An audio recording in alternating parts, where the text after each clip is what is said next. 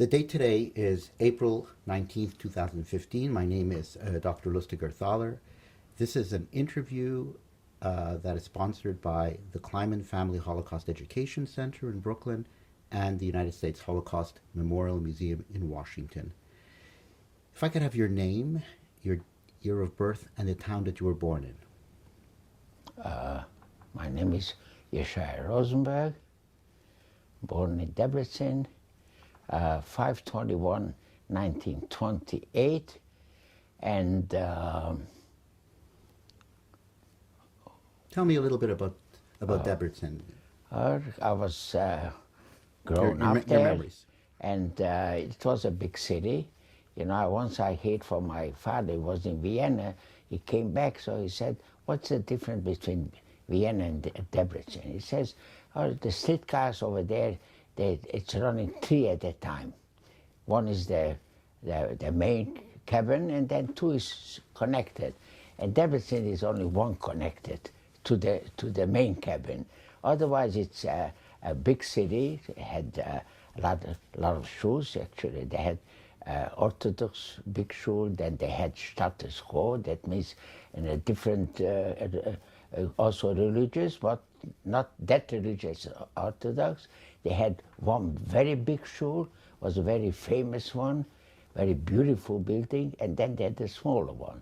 But everything, the activity was around the Orthodox shul, because you know how it is, the Orthodox shul, their whole life goes on the religious basis, so everything is every day, every movement goes what the shul and what the rabbis, and so what they say, and how is the law, you know, so it's everything is, it was, the activity was always into the Orthodox community. So my grandfather was rabbi there from 1901, I think, my grandfather. He was the first Orthodox rabbi in Debrecen. They had already a congregation there. That means they had a community, but that time there wasn't split. They came a split between the Orthodox and the neo-law, that means the more conservative or more conservative rather, and there was some people, some congregation, they said status quo, they stay as it is. They don't go no right, no left. But a lot of cities in Hungary, they did go. They split. So they had already congregation, and they had like a community of Jewish people much before. But in the way I know, in 1900 they split, and they made the Orthodox separate, and then now by Debrecen there was no neo, it was only status quo. That means the original organization, the original congregation stayed, but they wasn't as religious as the Orthodox. But the Orthodox, they had also very smart people, very intelligent people, doctors and lawyers, whatever it is, but they were more religious. So anyway, my grandfather was the first rabbi that was in a Jewish date. I don't know, do you need the Jewish date or not really? If you have the Jewish date. Yeah, the way I know is Theresienstadt Aleph, that means, no, is 1891. I made a mistake, 1891. He came there, my grandfather, from Bischofskladen, that a little town, not far from Debrecen. It's about, I would say, 25 miles. And over there, my grandfather's father was the chief rabbi. He was also very famous. He was on his matzeva, that means the stone, you know, like what they do. It's written that he's famous all over the world. That's it's written on his matzeva. But he was very brilliant. He gave out Sforim, books, and it was printed in let's say, 20, in 1860 already was printed. He was 28 years old, and he printed already books of the halachi. That means on the code of the Jewish life, you know, like Shulchan Aruch. But my grandfather was also very, very brilliant. I remember in my young years, every day there was a rabbi from the how should I say, not too far from the town, you know, like you know, like from little towns, from other towns, they came to ask him his opinion. He was very brilliant. He was very accepted his knowledge, and then one of my uncles became also rabbi there. His name was in English, I mean in Hungarian or in English, was Emmanuel Rosenberg. And he had no children. He perished in Mauthausen with his wife. He didn't leave anything. There's nothing whatsoever. And after that, my father became rabbi, and he was also very brilliant. He was like a type, you know, like more on a holy side, not Hasidic, but rather very brilliant and very pure. You know, like he didn't go for money, he didn't go for famousness. You know, like he was very knowledgeable. So he came to this country after the revolution. The revolution was, the Hungarian Revolution was 1956. And I, as a young man, I was married. I had already one child, but I said I have to go to help them how to get out from the communist country. So I left my wife, and I got connected to Vadat. That means it's an organization who tries to help the refugees. I was already in the business, so I had connection, and my wife's mishpocha they had in Switzerland, and also, so I went to Vienna, and in Vienna I was trying to, and I called on telephone, I spoke to them, but they didn't have the telephone. Nobody had telephone by private people, but the congregation, the office of the congregation had telephone, and somehow I let them know that, I don't remember how, and I spoke to them. I urged them, you have to get out. It's a communist, you can't stay there. And they tried, so and anyway, the end was they tried, they went up to Budapest, and they said they cannot. They was already over 60 years old, and my father was type was a little more fragile type, you know, not that physically strong, healthy but fragile type. He couldn't make it. So then I figured, no, I have to try to have in a different way. So I had from my wife's cousins who were very active from Switzerland, and they came also to Vienna helping all the refugees. And one of my wife's first cousin was, his name was Wolfi Vreshner. Very nice young man. He was not married, but we stayed in a hotel together, and we was trying to help. So I told him, you know, like the way I see it, there's no way my parents can come out. Let's work on a legal way. He's a rabbi. He has all the credentials and everything. We're going to get a position in Switzerland, and legally they're going to let them get out. And that's what it happened. Mm-hmm. And we got a congregation that in Zurich where he got a position. And it was a position because he was active there.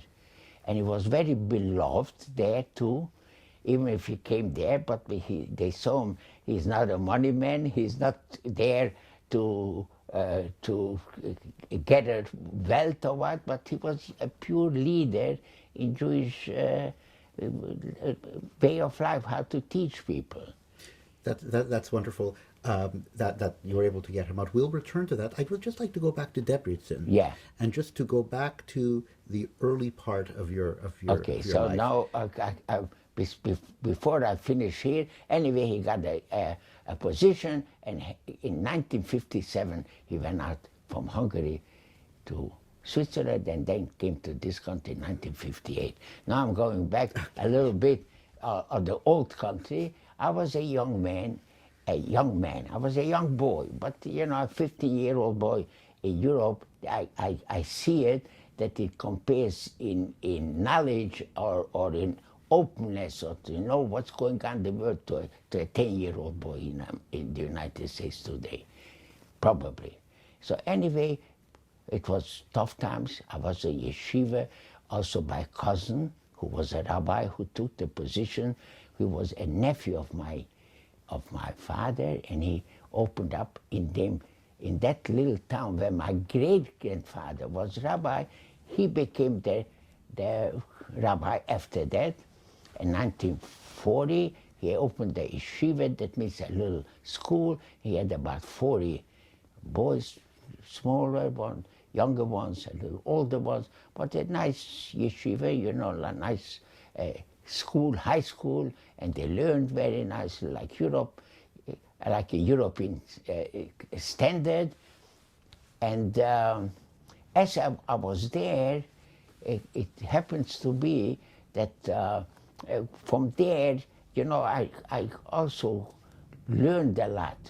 I saw a lot of things. First of all, my grandfather's sister was the old rabbi's wife, and she was a very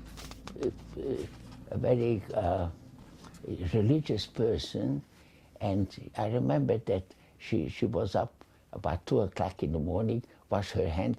He said all Tehillim, she finished every morning, but she was a very intelligent person, very smart, and she was very beloved. I remember that even the Gentile women came and they kissed her hand because she was the rabbi's wife, you know, like it was accepted.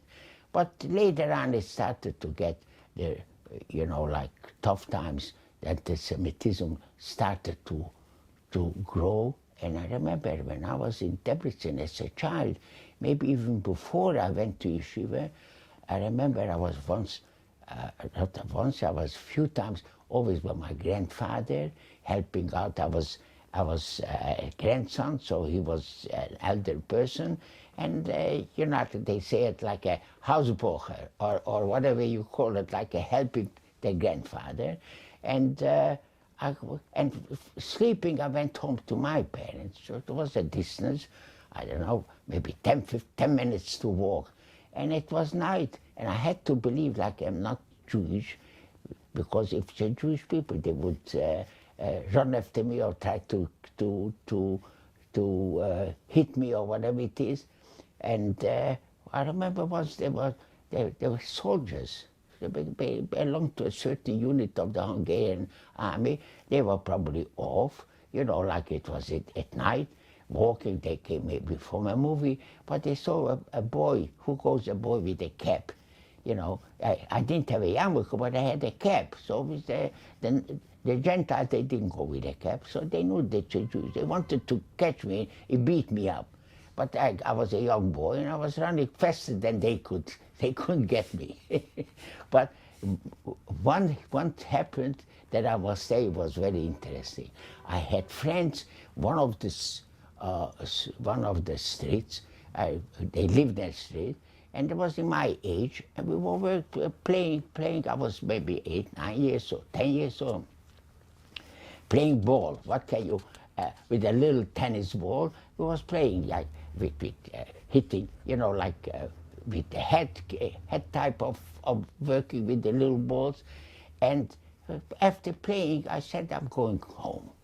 And I said, I want to go out from the big door, what's leading to the street. There was some Scotsmen, you know, like young Gentile boys. They were waiting.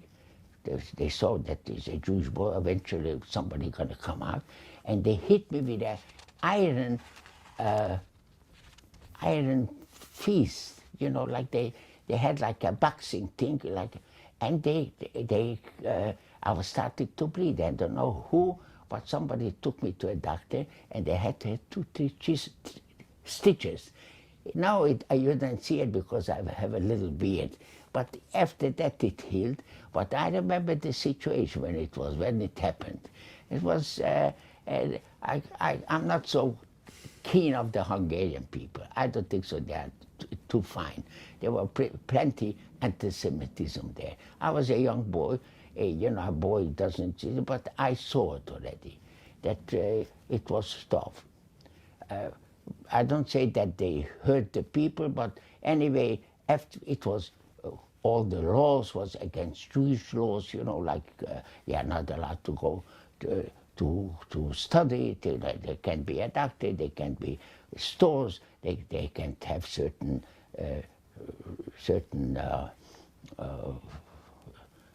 they can't open certain businesses, the restrictions. They had already a lot of restrictions, but life was still going on because the Germans themselves wasn't in.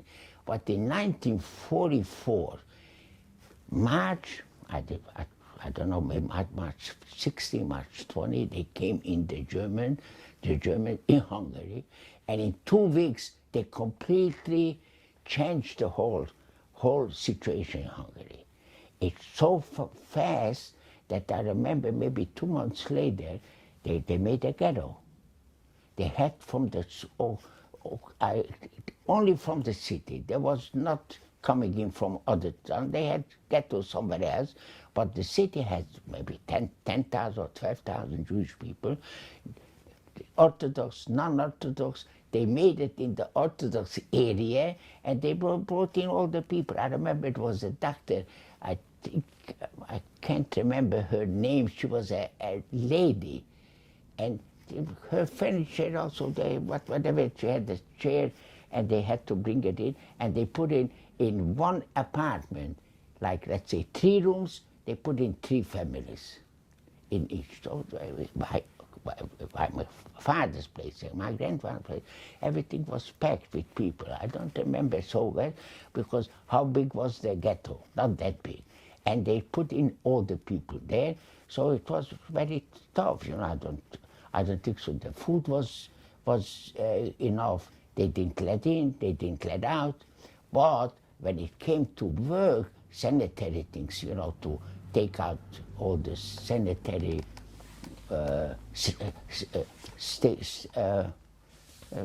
like garbage things, we had to take it out somewhere. I don't remember, but we had to work. I was working too. And then it happened one day, the Americans came and they bombarded the railroad station.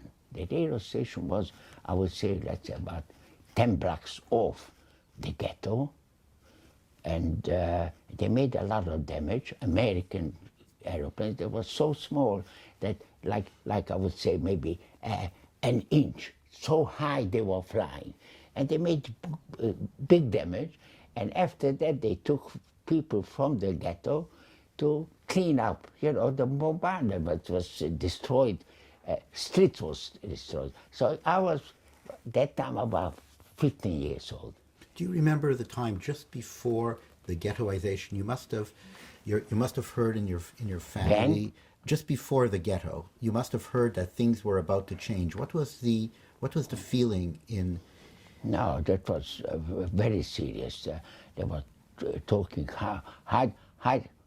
where they gonna get the help only from God, because the Germans, they see that they're taking in whole Europe, and they go all over, and they didn't know exactly how much anti-Semitic goes in from the German. They got some informations, certain people, they got maybe letters, but the young people, I didn't know too much, but I know that they took out a very famous rabbi from the camp, I think it was the Belzer Rebbe, so they knew that it's something very serious, people getting out, and they never come back. And they had like labor camps, no, not labor, so they, like the people who were, young people who was eligible to be soldiers, but they didn't want to take them as soldiers, as in the army, but they took them out to the front, I don't know, to Ukraine, to work, and what they gave them, nothing. They died like flies. So that we know is just getting, day by day, tougher and tougher. And during this time, as the ghetto was developing and people were being brought into the Orthodox section, which became the ghetto. That was very serious, because in the ghetto we know that what's going to be the end. I don't know, maybe they're going to kill us, all of them. It was very tough. What I want to bring out, that they took me out to work, and happened to be, there was one Jewish person who was a hero. He had an exemption that doesn't have to go into the ghetto, and he was a professor, a Hebrew professor. I remember the name, Hyman or something like that, and I was working in his house. It was bombarded, it was destroyed, and I found a pair of candles and a scissors. That's what I found. Oh, but the person, he disappeared. We don't know about it, and over there, that time didn't know either. I don't remember exactly his name. He was professor in the Jewish gymnasium. He was the professor of Hebrew subject. Mm-hmm. And during this time, how did religious life continue? It was tough. This chaos. Very, very, very tough. How can you? There was restriction. This you can't get. This you are not allowed to. They are not allowed to kill animals. You know, to use for food, and they always tougher and tougher. And the stores, they couldn't get the material. Yeah, they didn't get the license to open up the store. That stores, they had to close. I mean, it was you know, like one by one, you could see that they squeeze you. They squeeze you out complete of the general life. So you couldn't. Everything was tougher. Everything was food shortages. You know, like and we had to work in the ghetto. We had to work too. So what was, at the age of 15 in the ghetto? Pardon me? At the age of 15 in the ghetto, give me your daily life. What was a day like? Tell me what a day like. I can't even remember. I tell you something. It was so tough. I remember that the room was packed. And probably some people sleeping here. And, you know, like how can it be if it's an apartment, not like in United States, a nice, beautiful apartment? It's a small apartment. And in a small apartment, there used to be 3 or 4 people. All of a sudden, there's about 15, 20 people. How can you expect that it should be nice or what? It was terrible, probably. But I was a child. What do I know? Too much. I know that we are in ghetto and we are in big trouble, you know. And then from after that, we was there a couple of weeks in the ghetto, and they took us out, and out of the city, and over there was a brick factory. In the brick factory, they didn't have no coverage. And I remember it was one day, it was not pouring, but it was like a downpour, and everybody got wet, and it was full of mud. I don't know how people survived. And there was no coverage at all. You know, what was covered only the bricks. And the people was next to it. Some places it was maybe a little space they could squeeze in, but it was terrible. It was there a couple of days, maybe a week time, that area, and over there they had like a big factory, so they had like lines, you know, like little trains coming in, and over there they started to deport the people. Nobody saw, nobody, you know, the city didn't see it, and they brought them out of the city, and they pushed in 75 or 80 or 100 people in and a fee wagon, and that was the transport that we were getting out and sending us to Auschwitz, and our destination was really Auschwitz, because I remember very well that we were out of the country, and I remember even the little town where the train stopped. It was a Czech or Slovakian little town. His name was Kisak. It was spelled Kisok. I remember that. And I had somehow a $50 bill, 50 for it, Hungarian, and I figured it was a little bit, was a slit, they opened a little bit, the slit, the door, and I figured, I see the soldiers are walking back for, I think it was Slovakian soldiers, so I told them cigarette, he should give me. So I gave him $50, was a big money actually, and as I gave it to him 5-10 minutes later, till he came, or 5 minutes later, the train started to go backwards, leaving the place and coming back to Hungary. So I left, I lost the $50.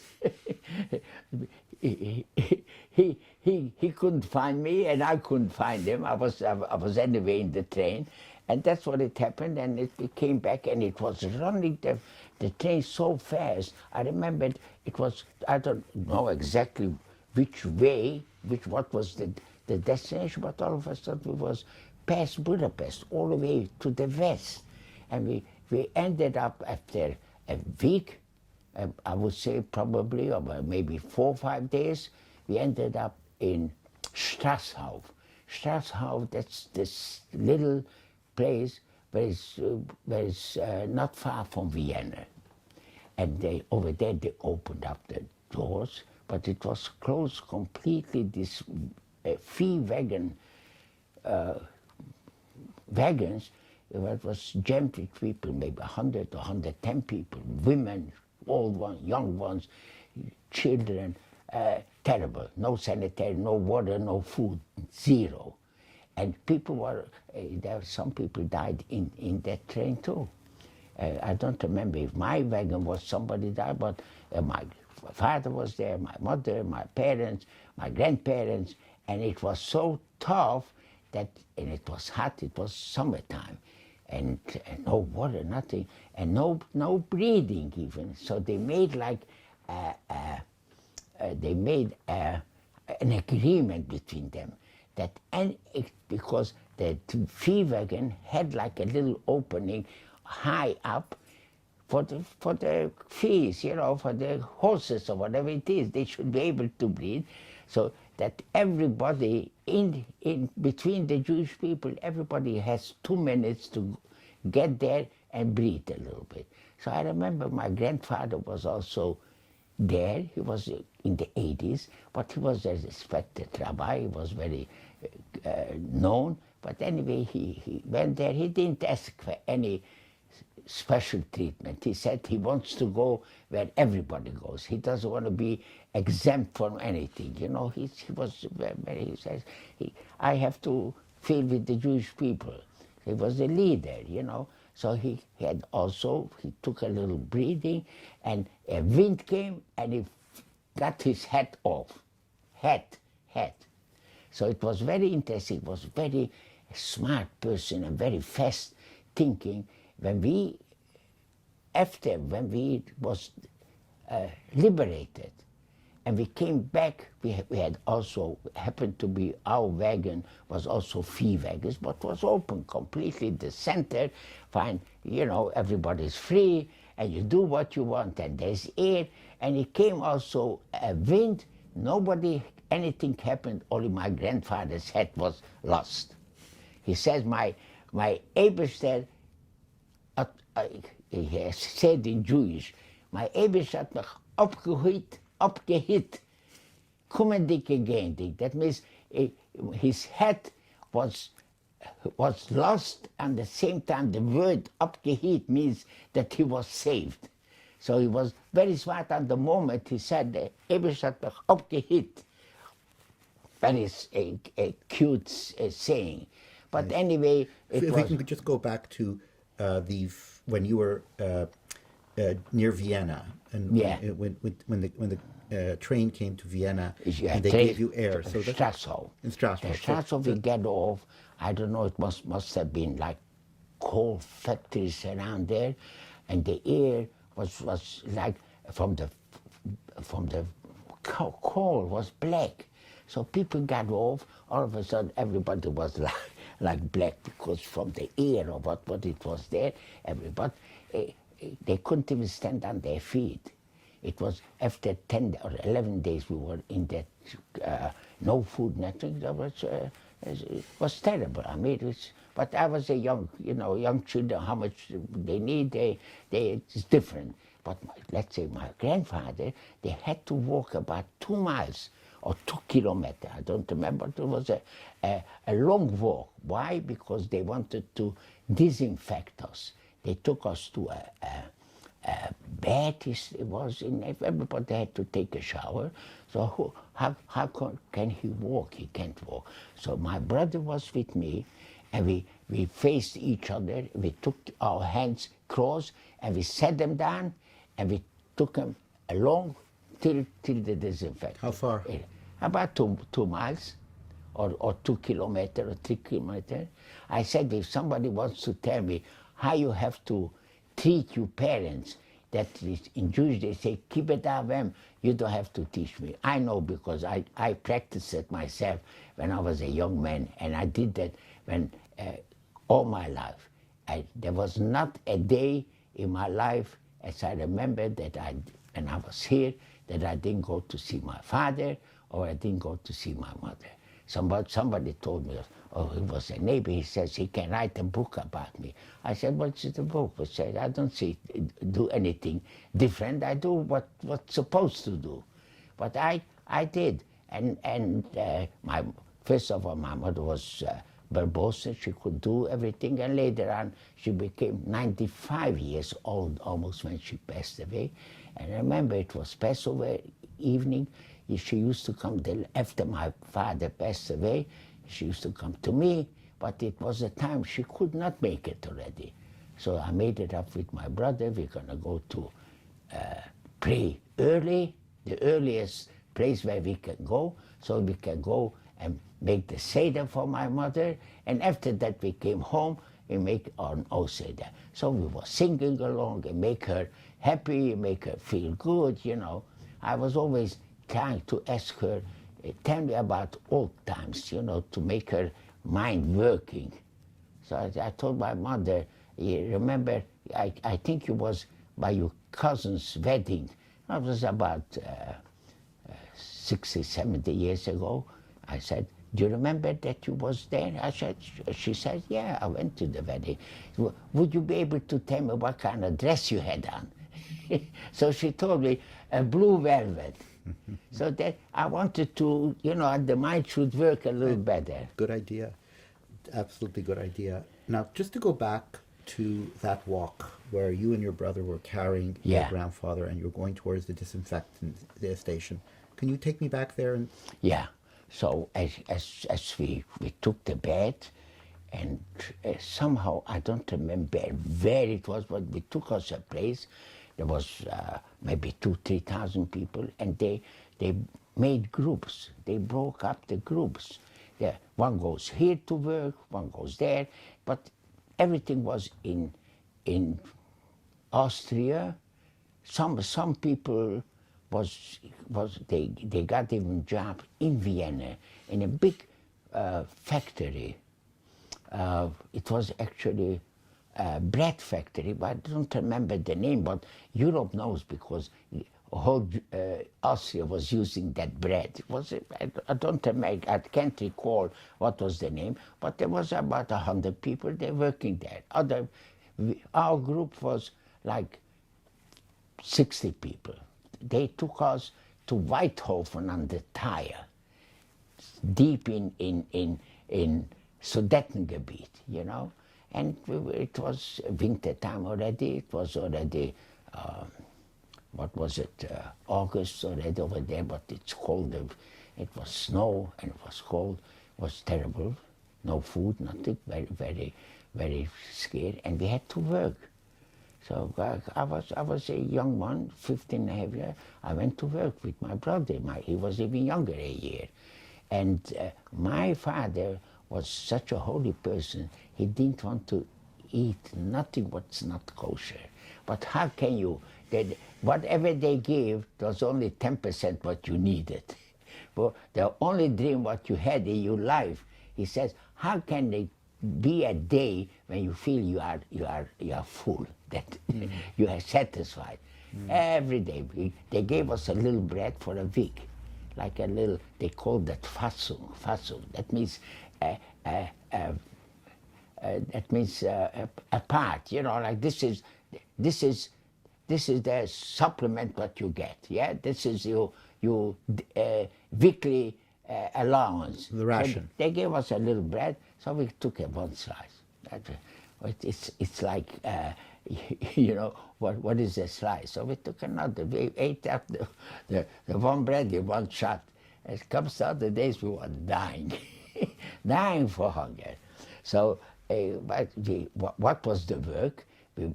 One place, the first place we went there, we had to cut trees from in the woods.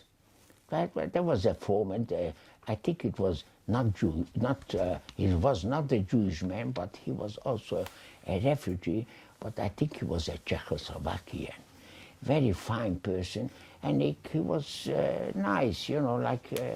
Nice, he teach us how to do it. You have to be a very expert, because in woods there's one tree next to the other. So you have to cut it in a way that it should fall between the trees, down the tree. If not, it gets stuck. So we cut a tree and it gets stuck between the other two. So it's not right. So you have to know which area, how to cut it, that it fall straight, and then you have to clean the branches down. You know, it was a work, but I learned it fast because I was a young boy, you know, like they learn fast. But it was working very hard. So what I wanted to bring in, my father didn't eat at all. His portion we ate, but there was only a small part what we need for food. So God helps you. So we was going to work, we had to cut through the woods, and all of a sudden, some of the woods, okay, nothing. And the ranger, he says, you know, sometimes it grows mushrooms. So I'm going to teach you what mushroom is poisonous and what is edible. And I became an expert on that. And we came back from work, all of a sudden, all over mushrooms. So I took it home. We took it home, and my mother made mushroom soup, something, water, I don't know what it is, but it was something. So, and the bread he ate, you know, like he didn't eat the meat, you know, but whatever other things they gave, you know, he could eat it. So it was very interesting, you know, like, and after that, it happened to be one episode when it came to Shabbat. You can say Shabbat, you know what it is. And we had to go to work. So my grandfather didn't have to work at all. He was 82 years old, he couldn't even go, but they let him go. But it happened to be in this first place, my grandfather and my aunt was not with us. They split us, you know, we didn't even realize it. You know, they say, you take here 50 people, here 60 people. All of a sudden, my grandfather and my aunt and cousin and others, there was a different group, a little further up, but we couldn't, with no communication at all. We didn't know, but we knew that he survived, you know, survived as we did. And what happens after we done? But after that, 6 months later, in December time, I think it was December, they took us all from all the these groups, they took us to Theresienstadt. And over there in the train, we met again. My grandfather, we met everything together, we was together, and happened to be my grandfather's sister.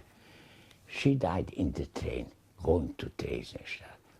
when I remember my grandfather arrived, he was sitting shiva there in Theresienstadt. But he was in a different camp. Before that, we were together. So one time we were together, and after that somehow we got split up. And I remember the grandfather was a very holy person, and they let him have a little beard somehow. But the German was a very wild person. He didn't walk straight, because otherwise they would have taken him to the army. But he was a wild animal. We had to call, when we saw him coming to the camp, we had to call on Achtung, that means attention. Everybody had to jump up and standing straight, because the chief came, the head of the, and arrives, and he saw my grandfather was also getting up. So he had somehow respect for him. He said, Herr Rabbiner, sitzen Sie. That means you can sit down, for my grandfather. He had respect, but my father had to work, and he didn't eat on Saturday, because he couldn't warm the food, because he didn't want to warm it, so he didn't eat. It was standing at lunchtime, and everybody eats. So the Verwalter, that means their group Führer, the head of the group, who was not Jewish, it was, I think, Czechoslovakia was, he said, you know what, make believe like you're working. And he gave him his own bread for my father to eat. It happened to, but not German, not German. How long was the period that you were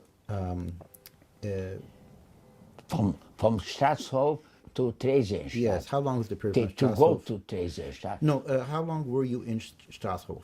In Strasshof? Yeah, in this labor. Couple of days. Couple of days.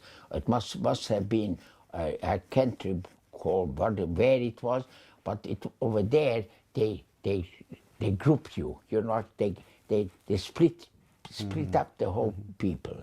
You know, some people, maybe there were more children, and I don't remember too many children in my group, but there was a couple very intelligent people.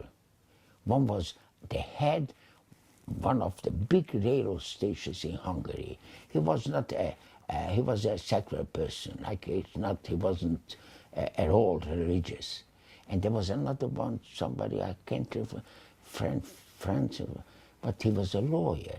But they died very fast. They didn't have the, how should I say, betochen. They didn't have the belief that it's gonna be, one day gonna be a relief. We're gonna be liberated. When you have something to look forward and you believe in something, that gives you a lot of, you know, a lot of hope. Of course, you know. of course. But without hope, you perished, and they died very fast. And this is what kept you going. What? This is what kept you going, the hope. What is it? It's what kept you going. Yeah. The hope. Yeah. But Talk to me a little bit about that. Your sense of, in this disaster, the hope. Speak to me about that a little bit. You know, as a child, you know, it's not, I wasn't, you know, like I all my life was in a religious area. And I remember it was Yom Kippur. And there was no holy books, there was no Sidorim, no Matzah. But my father and my grandfather, they know probably the 75 or 90% all the prayers.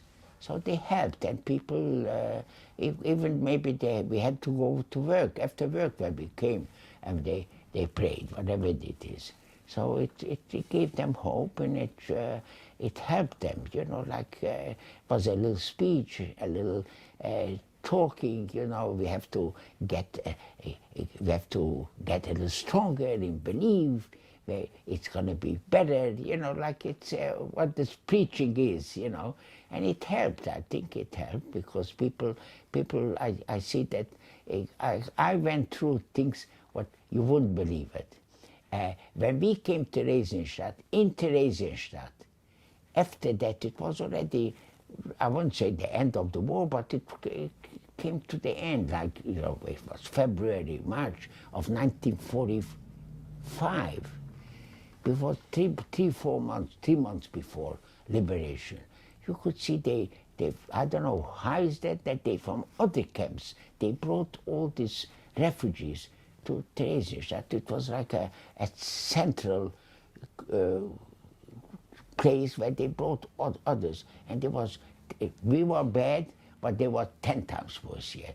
They were like skeletons, and I remember they came. They hardly could work. So some they had to walk. Some walked. They couldn't even walk.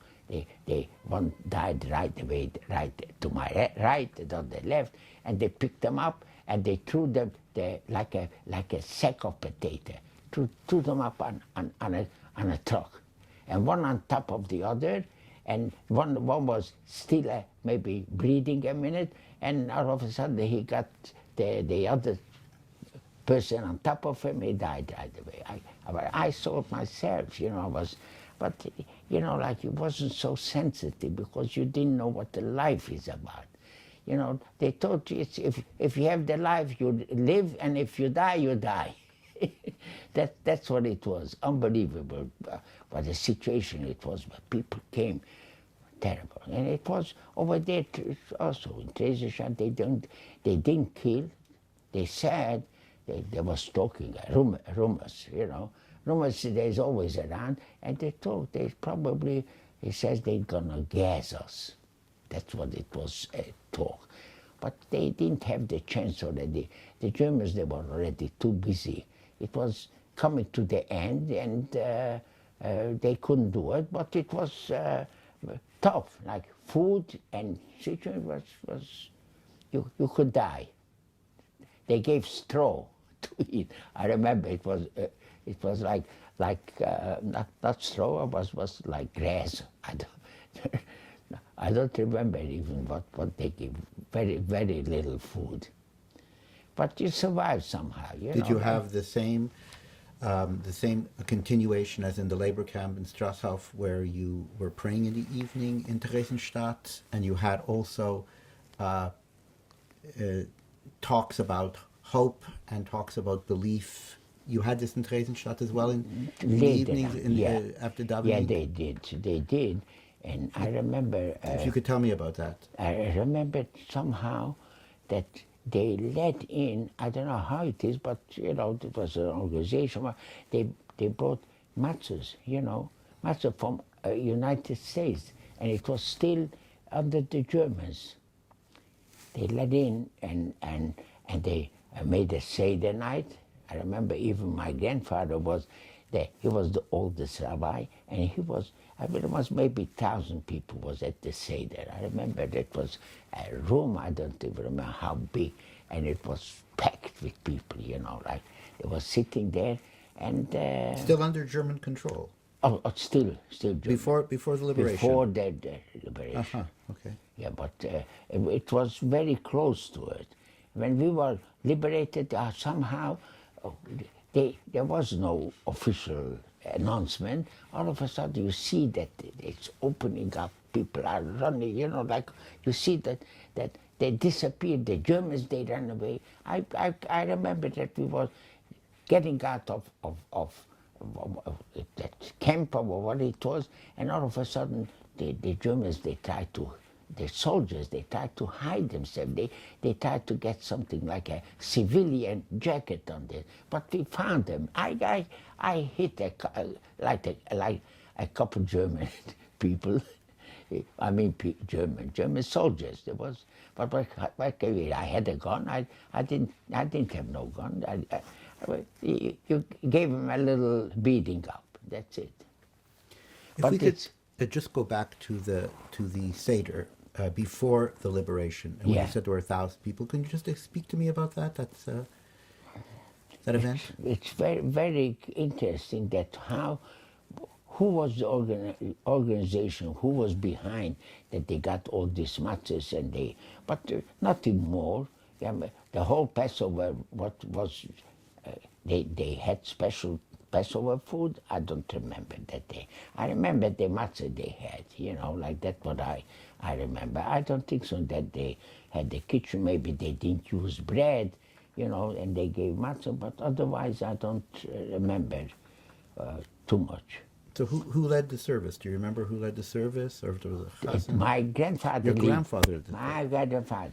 And matter of fact, one of the books in English about the Holocaust, a very thick book, I don't even know where it is. Somebody showed me that it was, a custom that we eat only wheat, right? Basically, you make instead of bread, you make matzah, but you don't eat, let's say, beans, rice. We don't eat. The Sfardi they do. So this book brought it. I saw that. I don't remember which one, which book it is. What is printed, about the Holocaust. That Rabbi Farkas, maybe the Jewish name, Rosenberg, he was the oldest, and he gathered all the rabbis, and he made an exception that it's such tough times that this year we are allowed to eat kidneys. That means we are allowed to eat rice and things what actually the Sfardim they're eating anyway. Mm-hmm. But we Ashkenaz, we did not. And now because the situation is so tough that he's temporary, he gives a heter that they're allowed to eat it. And I saw that in a book, somebody showed it to me. I don't have it, and I don't know which one it is, but it was a thick book written about the Holocaust, and over there he brings this story. That must have been a tremendous feeling at that time, during the Seder. Yeah. Must have been a tremendous feeling. It was at night, I remember it was a lot of people. My father was there, my a grandson was also a rabbi, and other rabbis and nephews. There was 5, 6 rabbis belonged to the mishpacha, to the was family. And but what the other rabbis do? There was other rabbis too. There must have been maybe 10 rabbis altogether, 15 rabbis. But my grandfather was sitting Shiva in Theresienstadt, and there was they had already a rabbi there. I think it was not from Antwerp. I think it was from Copenhagen. Maybe then he was the chief rabbi there already before. He came to pay his Shiva call to my grandfather. That I remember. I don't remember his name, but that time I knew, but things what's not so important you don't remember so well. But coming back, in camp, when I was there in Strasshof, not to Strasshof, in Weithofen, I had a very interesting story. What was the situation? It was winter time, and it was snow and ice and cold, and I had somehow a boot. That was instead of a shoe, I had a boot. How I got it, who knows? Maybe I got it in a ghetto, maybe I got it in that brick factory, but people were throwing away, they made an announcement, anybody who has anything value has to give it in money, jewelry, money, diamond, gold. Otherwise, if they find it, they're going to shoot them right on the blood. That was the announcement. So I remember I went myself too. I don't know how they took me. They took probably 10 other people or 20 other young people.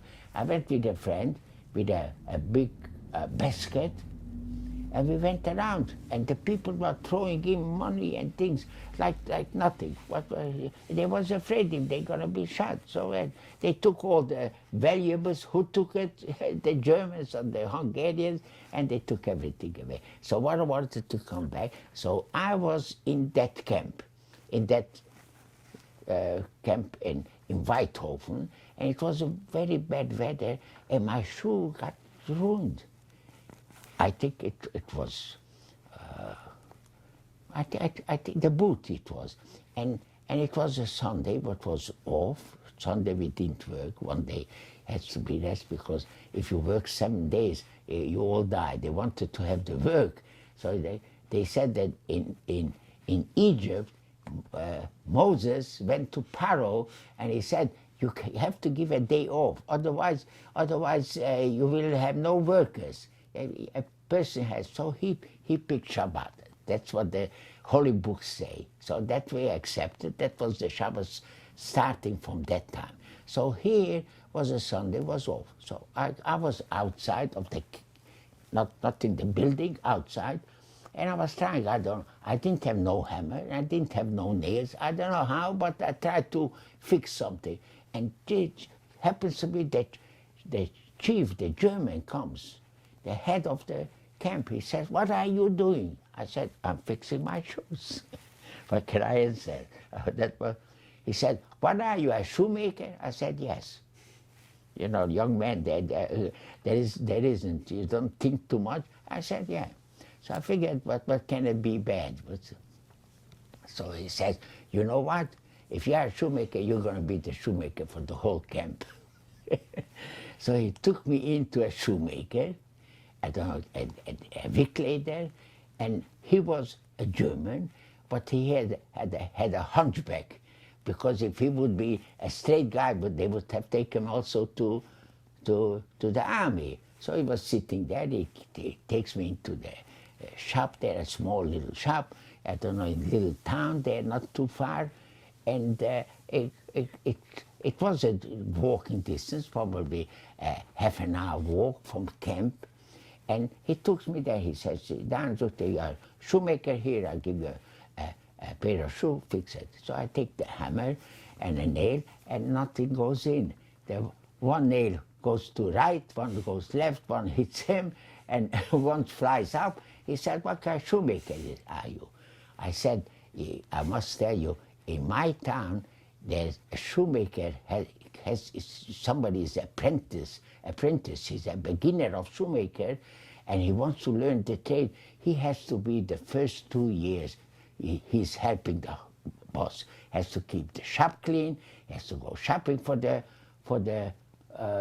boss, and he's doing very little. He has to bring the material from supplying houses, but he's not sitting at work.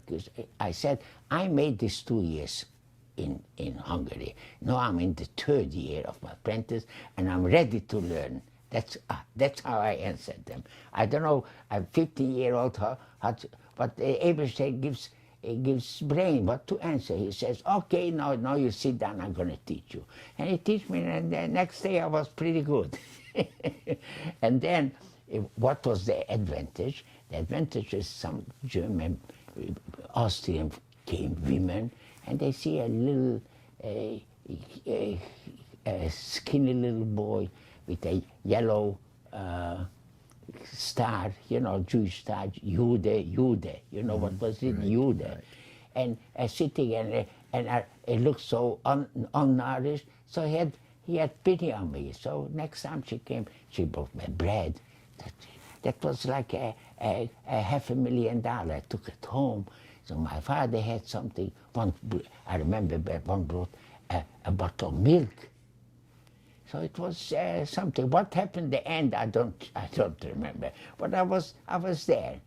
And then when we came to Theresienstadt, there was, you know, people they never shaved, they never took a haircut.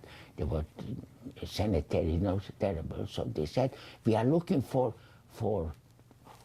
in Theresienstadt, we are looking for barbers. Who is a barber? I said, I'm a barber. You know, like, so I became a barber in Theresienstadt.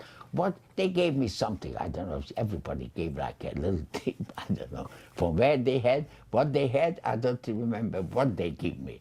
But it was something like, I remember that over there I was pushing carts because they didn't have the animals, big cart, and we took all the garbage out somewhere. I was doing that too. But them seems to be in between. They need barber, so I became a barber. How long I was, I can't remember. I can't. I know that I said that I'm going to be a barber.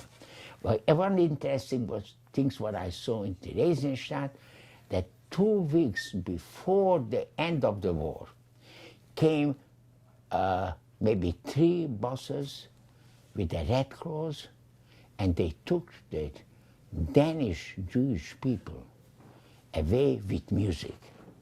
And we were standing there. I said, no, we are not Danish people, but how is the lucky they are? We didn't know it's going to be the end of the war then, but it's middle of the war, and the Danish queen or the king was that time. You know, I know in Holland was Queen Juliana. Juliana was also very. She said that they said that she wore a star, Jewish star, because she had the feeling, you know, they wanted to pay respect for the Jewish people, that they have to do it if the king or the queen wants to do the same. So anyway, they sent through the Red Cross buses, picked up the Jewish people, must have been maybe 100, 150 people. With music, they took them out. And we were still standing, I remember, what was like an open place, and we were up there. I don't remember how it was, but Theresienstadt was a city, but it was like a military compound, everything big buildings, and probably, you know, like it was for the military, like a station city, you know, where they had one. But it wasn't so clean. But it went through thousands and thousands of Jewish people all from Western Europe, from Holland, from Belgium, from Denmark, from, not Sweden, but from, maybe from, what is the other cities, maybe French, and beautiful things they had. You know, we saw that leather goods and even they had, you know, they had even Sefer Torahs they brought, and from there they sent them to Auschwitz. You know, the years before, it was like a transit station there. You know that? You know about that? Yes. Yeah. Yes. So matter of fact, when it was the end of the war, all the rabbis, they got Sefer Torah, yeah? They got one or two, I think my father got 1 or 2 Sefer Torahs, and he brought it home to Hungary. I have one, it's so little, it must be probably 300 years old. The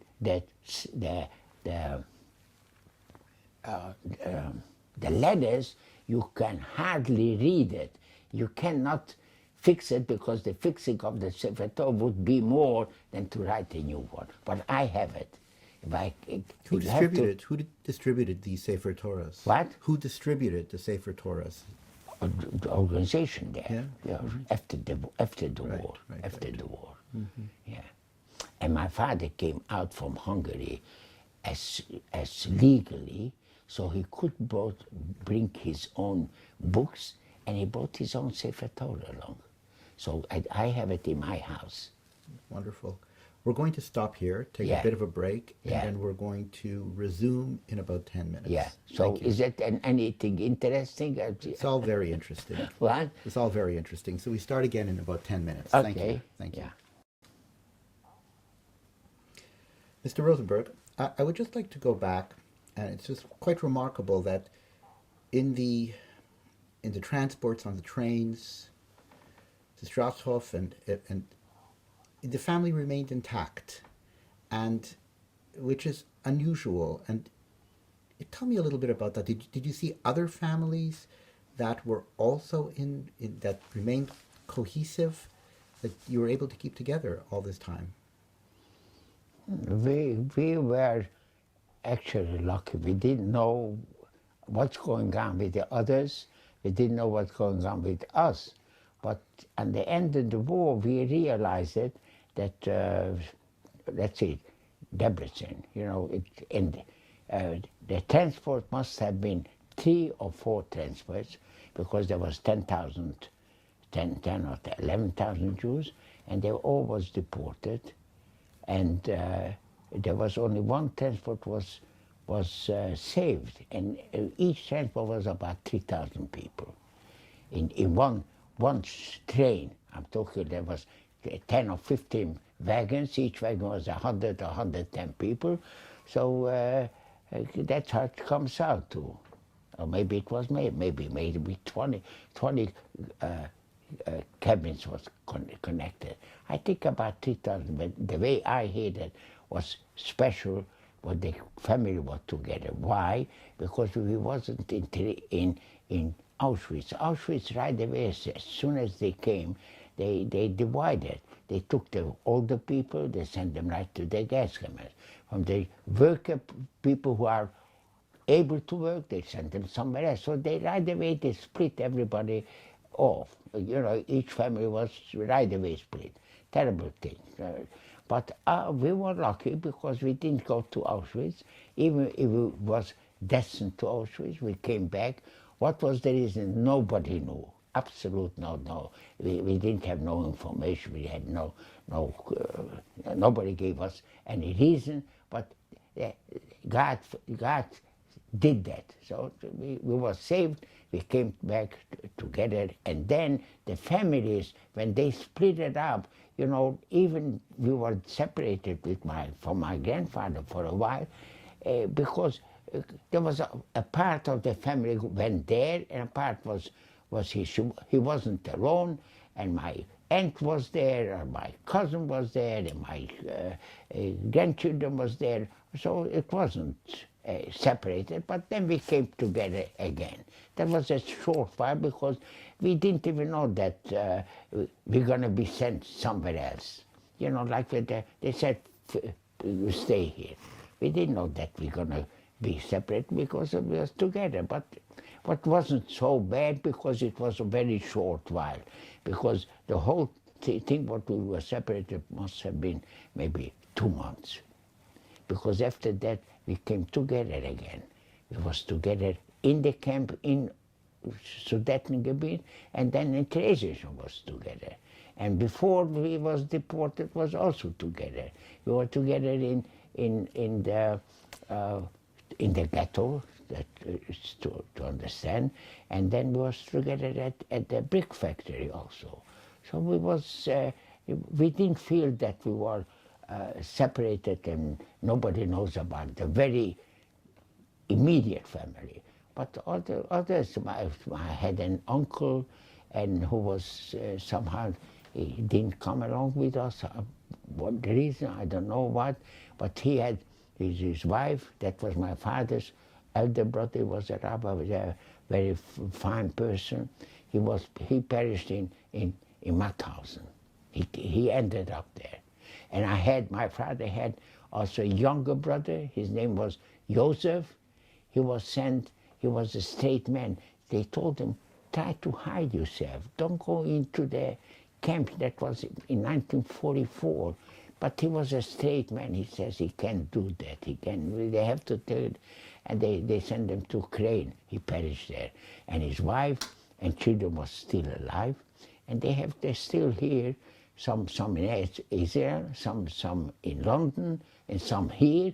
They survived, but not actually, not himself. His family was somewhere, but they were also together with us a little while, and they were separated. You know, like it was, everything was luck. You know, not luck, but everything was unprepared and planned. Nobody could plan because what you had to do what they tell you. But today you are here, tomorrow you're gone. That's what it was. There was no hope for tomorrow at all. That's a remarkable story of survival in this complete chaos of a family that was able to remain together except for that 2-month period. That's a remarkable story of survival. This was an account that because it was in that group. In the group, we were saved in that transport. that helped us, that was together. But then after that we were very close family always. We respected, we counted every person is very important. My grandfather, my grandmother was long time passed away. I think she passed away in 19, let's see what could be, 1930, something like that. And I remember when I was a child, I was maybe 2 years old, she was holding, my grandmother was also a daughter of a rabbi from Strasshof. Her maiden name was Bayern. They came from Bayern. And a little German speaking, Yiddish German, very, very learned and very intelligent people. And she was very, I hated for my father that she was something special. And she had hold me, I was 2 years old. Why she liked me so much? Because I carried the name of her father, of my grandfather. His name was Jeshaye Rosenberg. And I found a letter what was signed by him in 1866. He was already a famous rabbi that between the big rabbis he was also signed. He must have been a young man. But he was very learned family. All my family, as far as I remember, my grandfather, my uncles, my father, my father's brothers, they were all intelligent, very learned people. They were always the people of the books, they call it. You know, they was intelligent people. My father he never went in college, but he knew world history like a professor. Somebody told me, happened to be here in the United States, I met him, he says he has a letter, and I think he gave me the letter, and I gave it back, that my father gave for a person who, a woman who was left alone, and after the war, and she goes in the world. She had to leave Hungary, she goes out in the big world, and they don't know who she is, what she is. She wants to have a recommended letter from a rabbi. So my father wrote what she doesn't understand nothing, only Hungarian. So my father wrote Hungarian letter, you know, to recommend or to say. So this man who told me, his name was Mr. Blum, he says, you know, this letter is so beautifully written that a minister, that means a cabinet member of a Hungarian government, cannot write such a beautiful Hungarian as my father wrote. So I said, oh, I'm not surprised, because he was very intelligent. He knew every date, world history, he knew geography, he was learned. And at the same time, he was a Goen. He knew all the books of the code, every chas. You know, like that means the Babylon books, everything. He was very learned. That was a wonderful thing that your father did for that woman. That was a wonderful thing. Yeah. If we can just go back to Theresienstadt. Yeah. The few weeks before the liberation and then the liberation. So to just take it back. Before liberation, you know, it's very hard to find, because it was like, there was a lot of refugees there, but very empty life. There was no organization. It was already, I think it has to do maybe with the feeling of end of the war or what. Food was very scarce, that I remember. The food somehow, I remember we ate grass. They gave you, but it was very interesting. I don't know if you ever know that they had Jewish money. They had, and I remember, I think Moshe Rabbeinu was one of the, maybe the Rambam, and we had it. He had like, you know, like a nomination of $1, $2, the penny or whatever it is, or kroner. And all of a sudden my father had it with him, and when he came after liberation, somehow somebody took all his values. he took that one. Today it probably is scarce, probably not that much is around, but I remember it was, well, what could you buy there? Nothing. There was like a showcase for the Germans. They wanted to show that they are a little humanitarian. Well, who says that? Definitely not. If you see the people when they came back from the concentration camps before World War, before was it?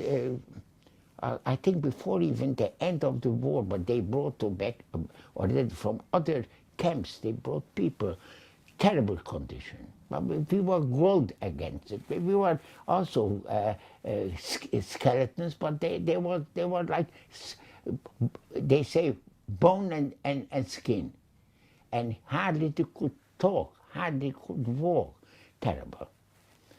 And they were dying like flies. And after that, when they opened up and it came already the liberation, a lot of people died. A lot of people. I remember that how I wasn't afraid. You know how it is, young people, and they said they have typhus. That was a sickness going around. I don't know, maybe the sanitary or whatever it is, or the food what they were eating, and they had stomach problems. So and they died. Hundreds and hundreds of people right after that. And liberation. You want to come out to the Russian liberators? You know, there was a little rough, and they were driving around with the tanks. I remember one young man was a Hungarian, actually from the other transport, from Mako area. His name was Solomon. I don't remember first name, and he died from the wounds from the tank, you know, what the Russian was driving. And I had one episode myself, and I always think that a God gives you the brain to do it. What was it? I was around there, and they were driving here and there, the Russians. All of a sudden they hit a child, and the child, his head had a big opening. I remember, and I was smart enough. I picked up the child right away, and I knew there is like a makeup hospital. So it wasn't a hospital, because who had a hospital a day after liberation? But it was like like a first aid station, something. So I ran there, and I put the child down on the table, and there was a doctor or a nurse or what, and they helped him, and he was saved. So his father was also a rabbi. His name was Ilovich. He was rabbi in Samson, that's the name of the city, and he couldn't be more thankful to me that I saved actually the life of the child, because I acted on the moment. How is that possible? It looks to me that God gave me the sacred, you know, the brain to do it, and I was the right hand in the right place in the right moment, and I could save it. So it was nice to see that I can do it to be helping somebody, and otherwise I don't remember too many things, but it was starting to organize. People wanted to go back to the old places, so the Hungarians wanted to go back to Hungary. So I was there in Hungary. I came back with the family. But you were in Theresienstadt in the DP camp for how long? I would say maybe November till liberation, till May. Mm-hmm. That means about 6 months. Mm-hmm. So tell me a little bit about the post-liberation, when you were liberated. Where were you living? What was the organization like in the camp? You mean in Theresienstadt? In the DP camp. In the DP camp, I wasn't too much in DP camp, because as soon as it was the liberation, people were starting to think, how can we? It wasn't a place to stay there, mm-hmm. you know, because it's a camp. There was nothing else. It was only big buildings and nothing else. So what can you do? Where you gonna go? You're gonna go places where you never went in your life, so you want to go back where you come from.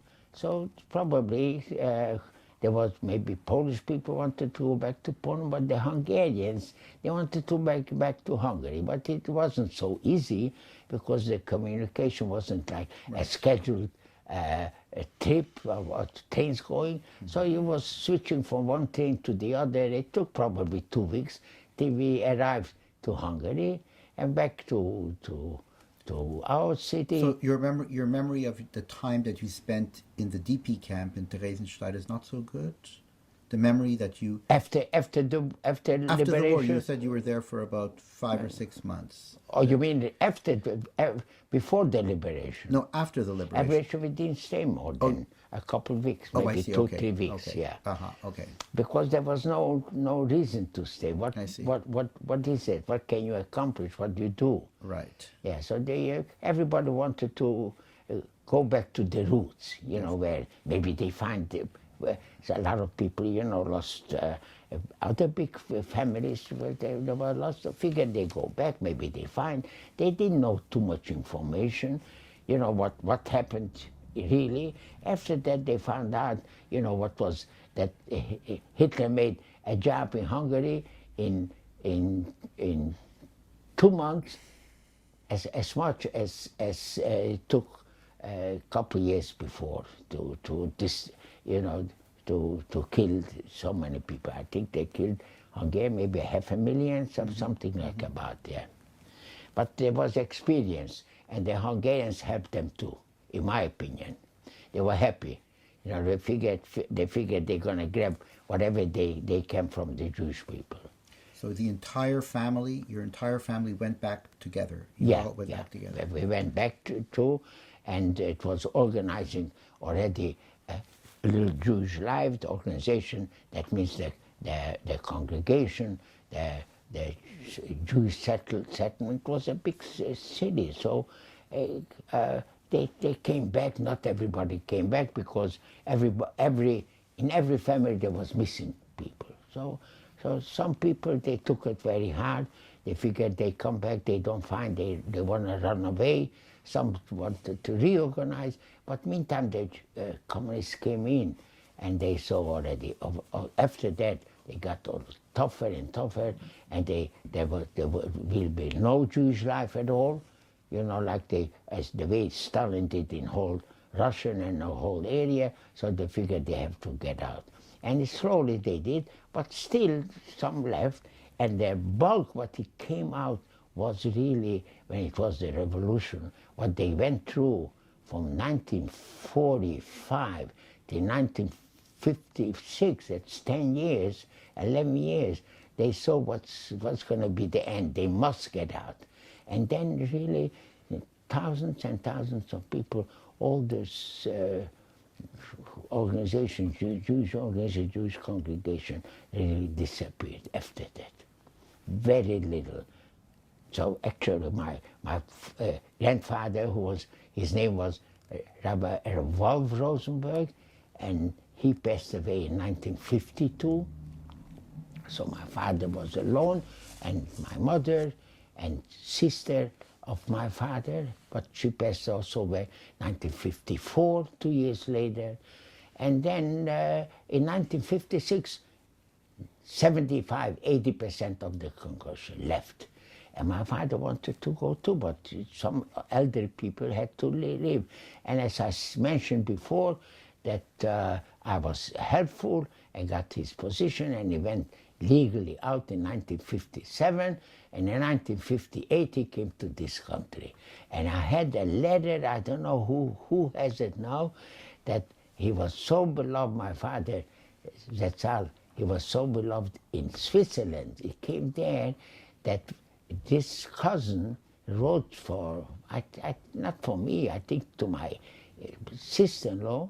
He says that when Rabbi Rosenberg left, we went out to the train station to say goodbye. It was such a big crowd. I never saw such a big crowd to say goodbye to him. Seems to be that he was very liked and very loved.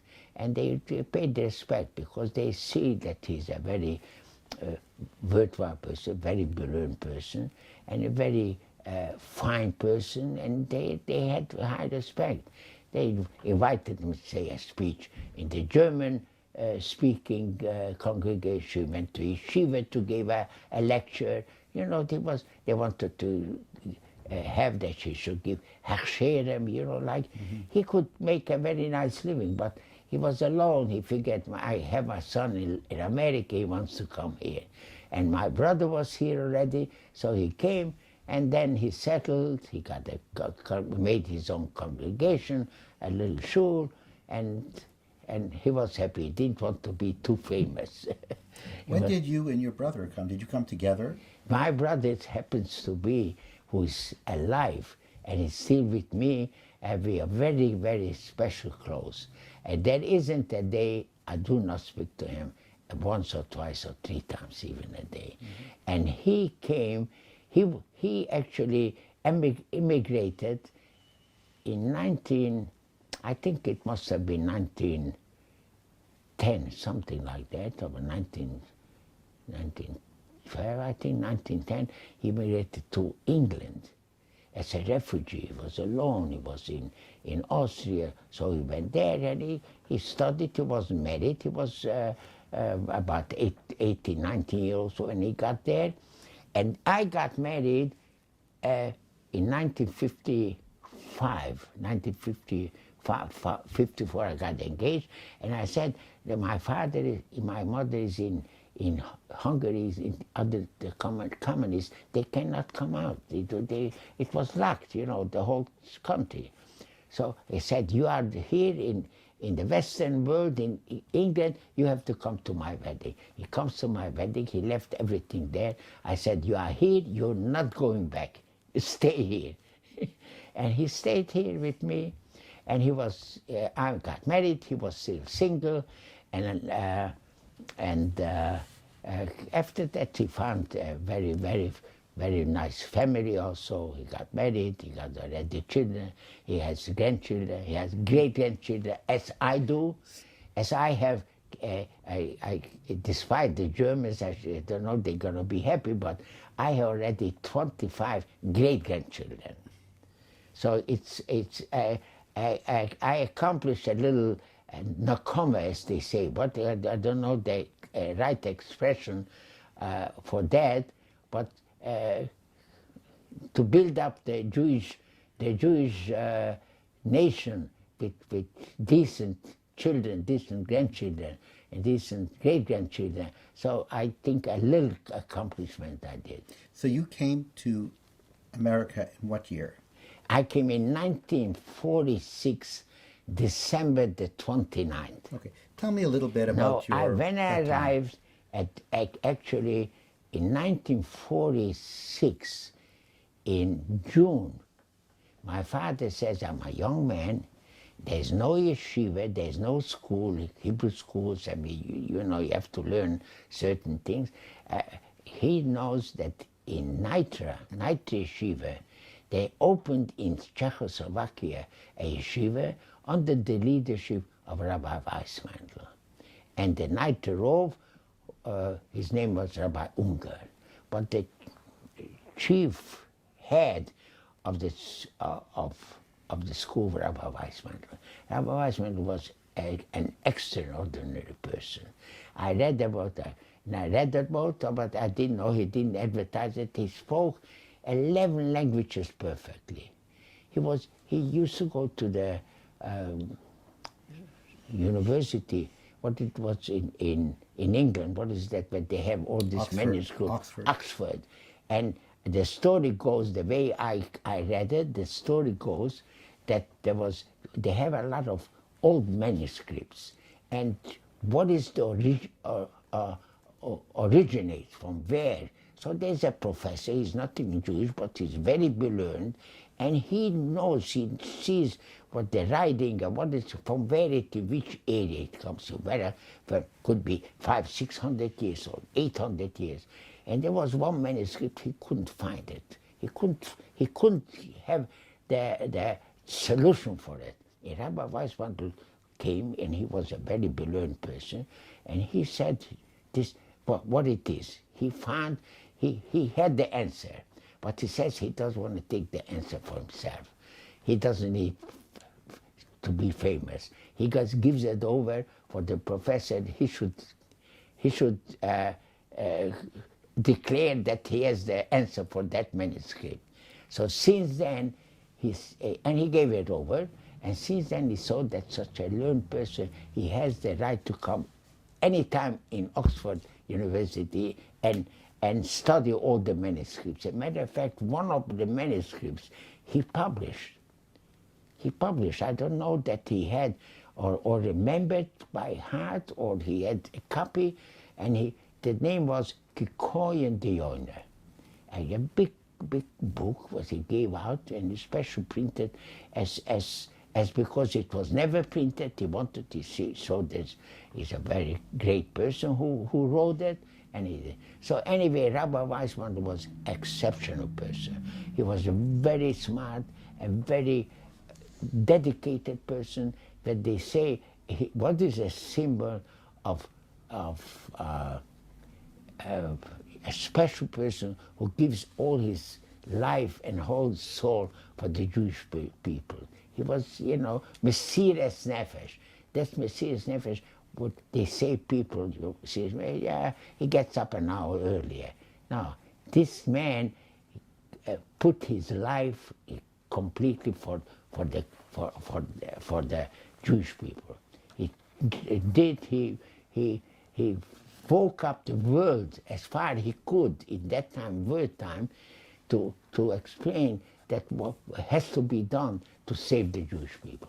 He wrote letters. He wrote letters to the United States. He wrote letters to Switzerland. So he was doing at utmost. But he knew what's going on. He had to go. He was in a transport, and he jumped out of the transport. You know that. Everybody knows it. So he was the Rosh Yeshiva. He was the head of the school, and everybody respected him. So you started at Mount Cisco? Yeah. Oh. But before Mount Cisco, when we arrived, we were already, also the first stop was in Jersey, Somerville. But he was around. He was right, giving lectures. At the same time, he was trying to help financially, to make money for the yeshiva.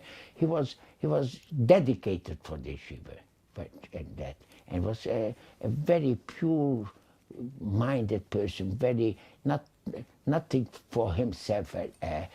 Sometimes they said he wanted to go on the subway. That time it was 5 cents a ride. And he looks in, he hasn't got 5 cents in that pocket. That's what it was true. And I vouch. And besides, as I was a student, and I don't think so that anybody has, as far as I know, I have a letter from him. When I left the yeshiva, he gave me like a recommended letter with what he writes about me, how I behaved in my student years in the faculty, how I behaved and how I learned, and how so he wishes me a lots of luck.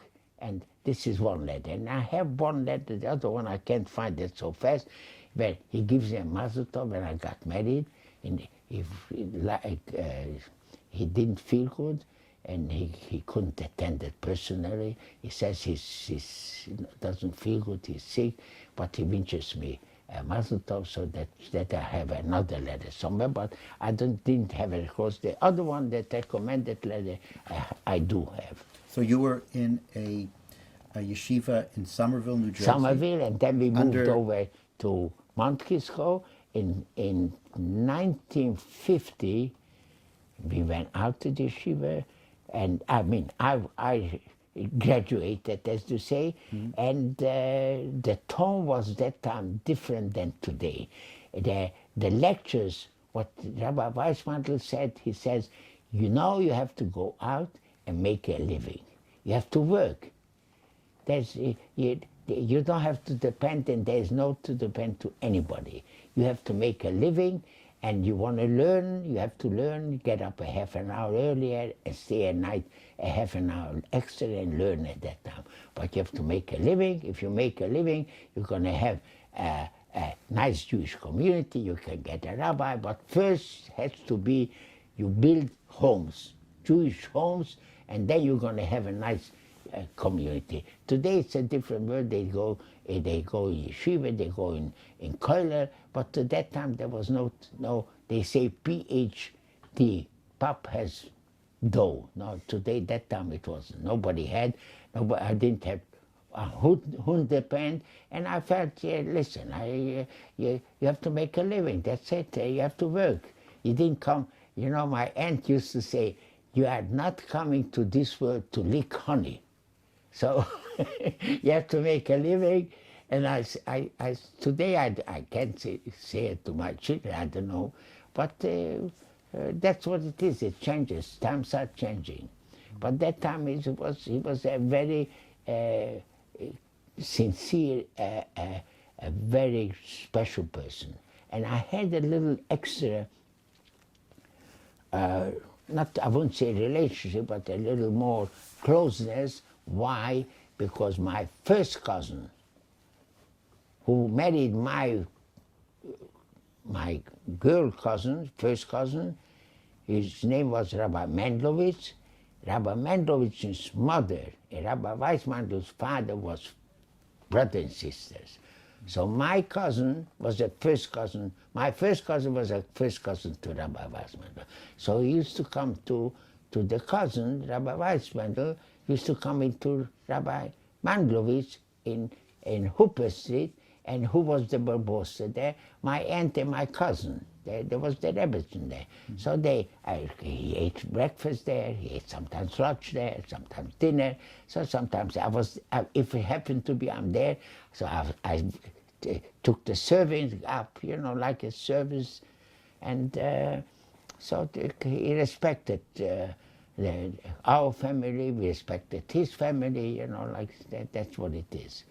Do you remember some of the lectures that, the speeches that Rabbi Weissmandel gave? Did he comment on the war years? Yeah, that's what he commented was that we have to think and we have to remember the Holocaust. If we do not do that, it's going to come a time that we will, ourselves, we will not believe it, what we went through. He says it's a must. And he was unbelievable that the whole life was built on that, what it was, what the loss was, you know, what we lost, but all this Jewish life. And he was exceptional, really, that a life should turn not for himself or his family or privately. Everything was for the general, for the good of the Jewish nation, of the Klal Yisrael. It was a special person that it comes once in a generation, because they're big scholars, they're big, nice people. But it comes to, you know, Mesiras Nefesh for somebody else. It's not. He was smart. He was very intelligent. He could see through, and he saw what is the future. And what's going to be the future if you do not do nothing? So he knew that what's going to be the end if you do not act. So he acted as much as he could, but he accomplished something. I mean, he did a lot. Did he talk about the things that he did? No, never in Slovakia. Never spoke about his accomplishment. No, never a word. The only thing what he said that we have to remember, his speeches was sometimes 3-4 hours. And it was so interesting that not students, he used to come in, let's say, certain congregation or what, they invited me to speak. It was so interesting, his speeches, such unique, that people were sitting like nailed down. It was so first of all, he was very knowledgeable in Torah himself. He was a Rosh Yeshiva also, and then he was intelligent, and then he was very deep-minded. Like very, very unique approach to everything. He wanted to make, this is the first time ever happened. He made a yeshiva. He wanted to make yeshiva farm settlement. That means they should work, and they should have like a farm, they should have a printing business and other things that people can make a living, and then they have a religious surroundings, say they can learn at night, they can be yeshiva. So it was unique. He took out the yeshiva out of town, and it was very, very difficult that time, because there's no religious. In the city here, still it's a different. And he wanted, because he thought, it was that the learning and the studying is different in an atmosphere where you are not involved in a big city. So, and then they copied. So, Satmar came, he made Monroe, and then they came Square, he made Square, and then he made to Muncie, they went to Lakewood, but he was originally, he was the very first, idea. He gave out a little book that they called Hayishev v'Hayeshiva. That means the settlement and the yeshiva. How you can work together. You can sit, you can work, you can make a living, and you can be very religious. Not everybody can be a rabbi.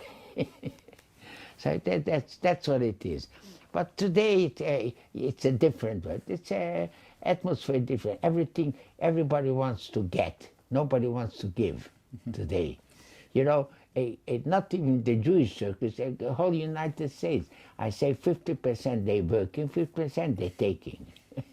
Tell me a little bit about... I never went to take anything. I didn't have no food stamp. I didn't get go collecting money when you haven't got the job. I was working. So tell me about your life after you left the Mount Kisco and the Yeshiva. And one point tell me that was very interesting. I came out from the Yeshiva. I come from Europe, and I'm going to Yeshiva. The Yeshiva was completely closed from the society. It was like like an island. Yeah, you had nothing to do.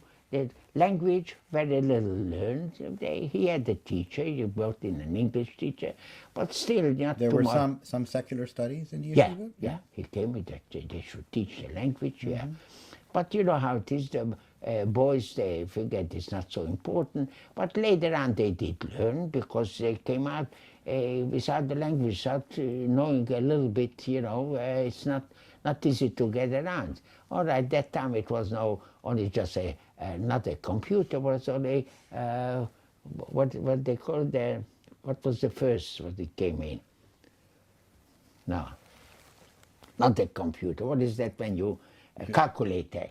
Yes. So I never used a calculator because I was faster than the calculator and more precise. A calculator, if you push one button bad, everything comes out bad.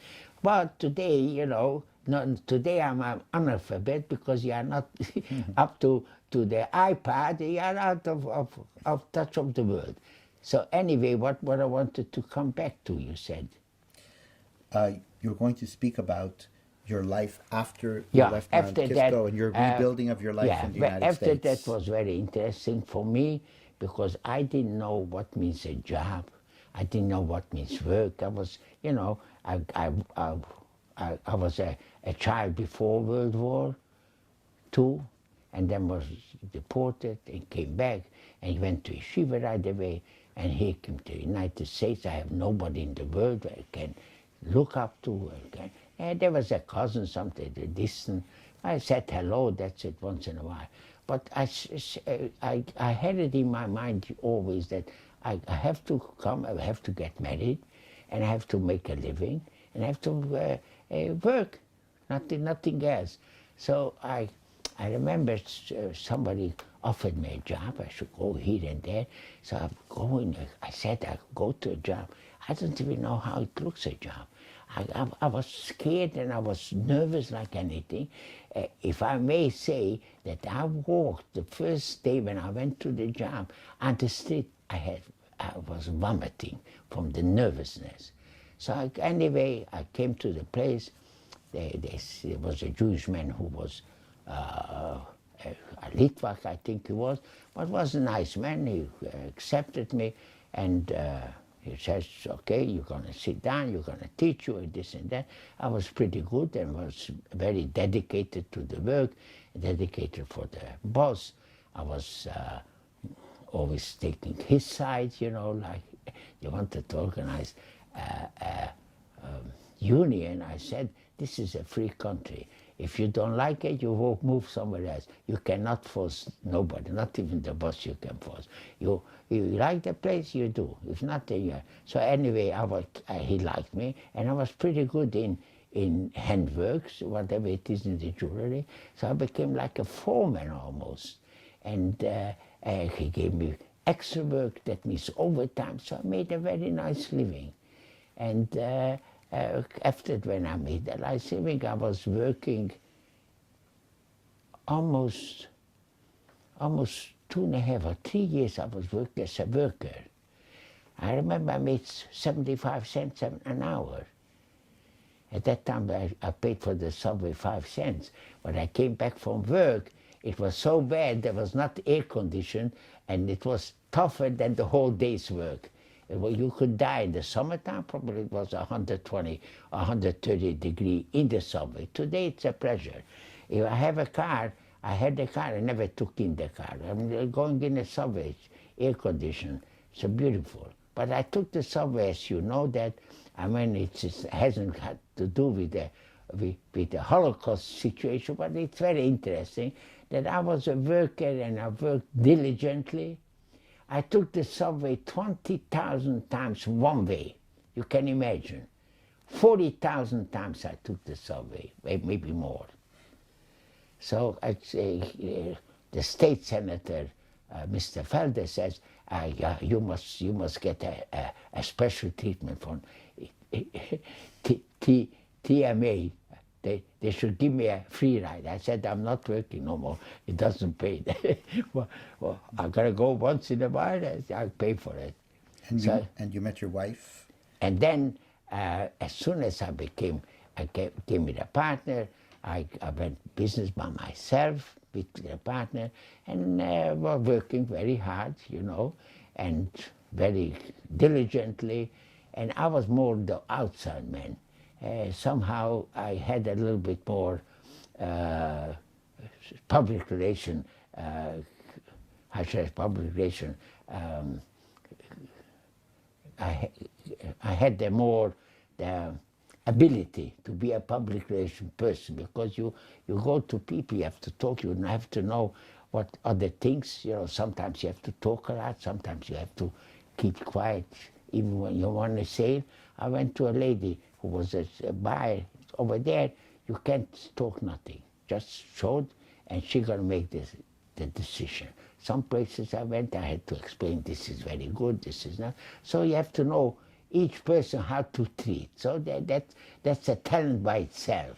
But I was working in the shop too. And I gave very nice, you know, when I made it, they came from the Yeshiva, I gave nice money that time. You know, like I'm thinking, I gave $500 at one shot. $500 at that time is like $5,000 today.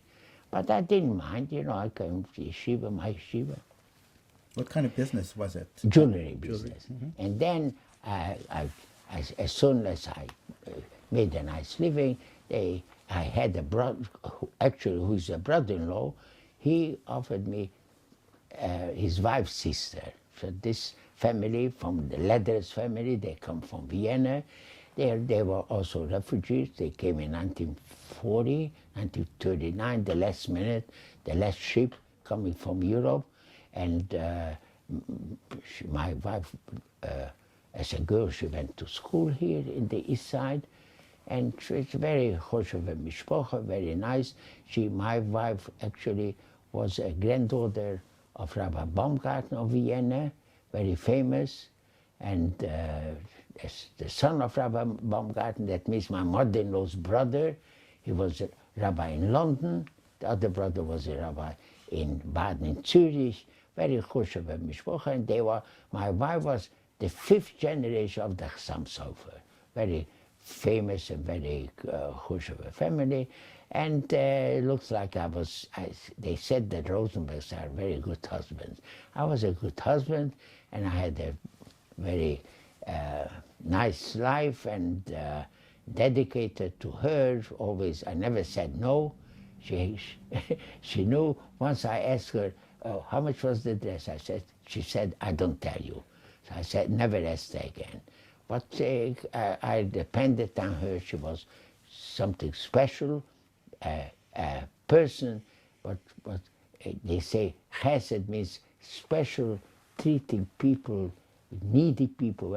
As soon as she stepped out the house, she was already ready to do favors for people. She was that time.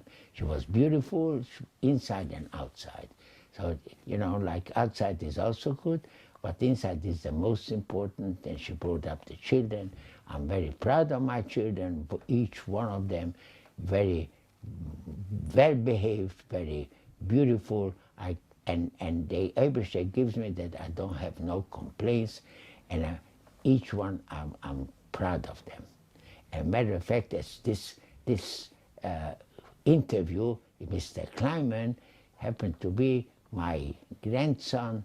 About 4 or 5 weeks ago, 6 weeks ago, married Mr. Kleiman's granddaughter. The first grandchild by me, probably the 10th or 12th grandchild, but very, very wonderful young man. I'm very proud of him, and I'm proud of my comic, you know, the young lady. Her name is Leah Schuss. The mother is a daughter of Eli Kleiman.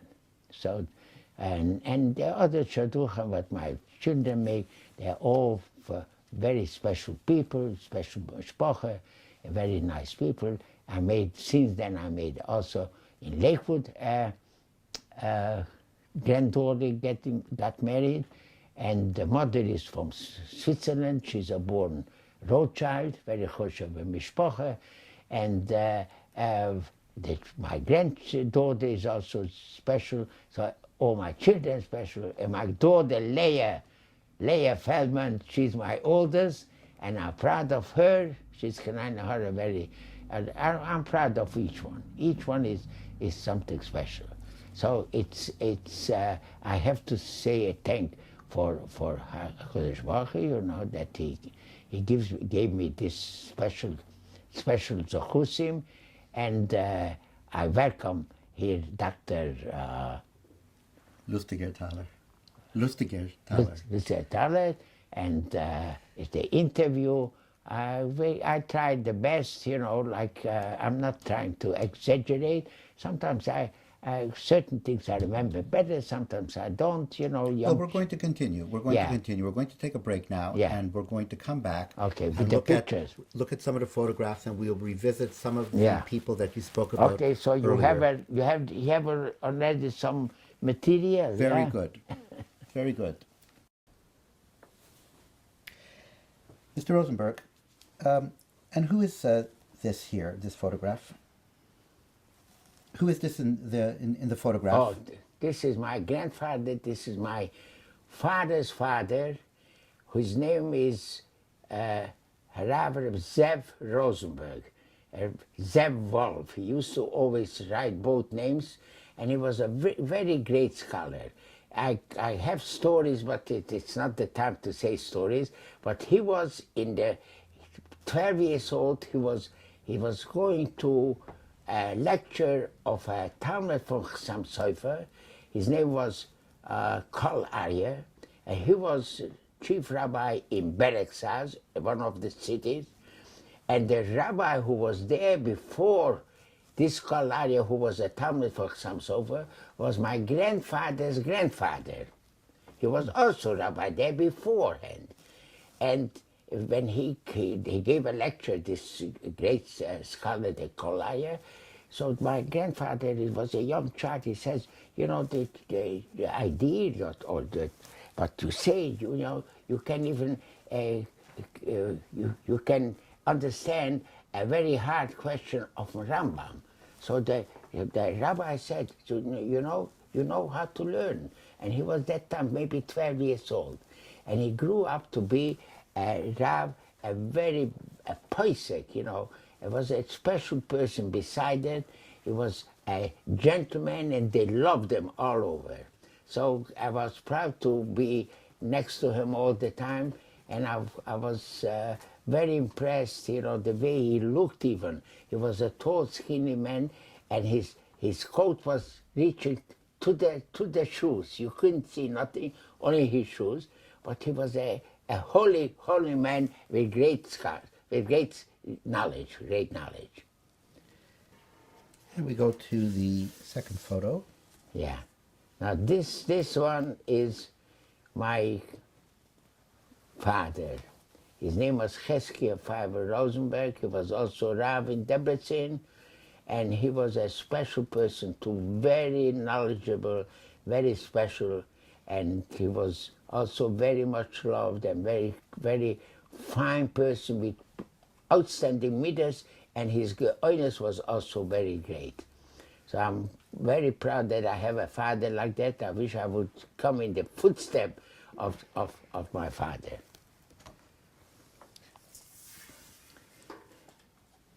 Now, this is a very interesting picture. You believe it or not, that this is myself. Seems to be, I didn't finish 3 years, because by 3 years they cut completely the hair. But before 3, they trimmed it a little bit. I have big eyes, I don't know. It looks like the half of the face is 2 eyes, and I'm very beautifully dressed with a velvet suit and a beautiful white socks with dickies. Unbelievable. So it seems to be my mother took me to a special place, you know, where they made this professional picture. So this is what I saw when I was a small child. This photograph? So this is my older brother. His name was Jesahye Rosenberg, and he perished. I mean, he died about 20 years ago, and he was 1.5 years older than me, and he was also taken when he was 3 years old. But he looked like he liked the bicycle, because he had like a little bicycle in a matro's suit. You know, it was cute, you know. And I have a younger brother, but I do not have the picture from him. This photograph? This is my father, Zetzal, and my mother. This was a picture from when they used it in a passport. They were together because they had one passport. A great scholar, very fine person, very beloved, and my mother was a very smart lady, also down to earth, and also very much loved. So I'm proud to have, you know, parents like that. Now this picture is the same. It must have been taken, I think, because I'm not on, it seems to be I was already in the Yeshiva Nitra, must have been right after war. It was in 1946, early 1946. So this is my parents and my older brother Yaakov and my younger one Jesahye Rosenberg.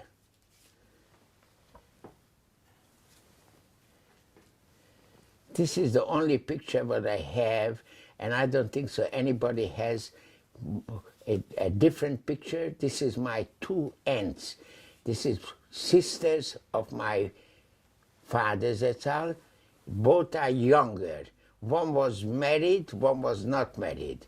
The married one perished in Auschwitz, and the unmarried, she was also deported and came home. Her name is Jesahye, and the one who was married was name is Lieber. She had 2 children, a husband, and Pashka's family, and she perished. But they're special end. I'm very proud to have at least a picture, a little remembrance.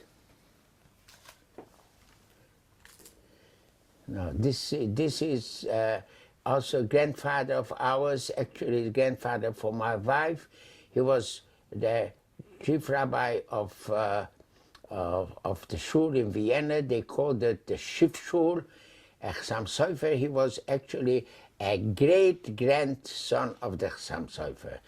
Yosef Baumgarten, very famous rabbi. Es ist gut uns beistehen. This is a third sister of my wife. Her name is Rivka Gross.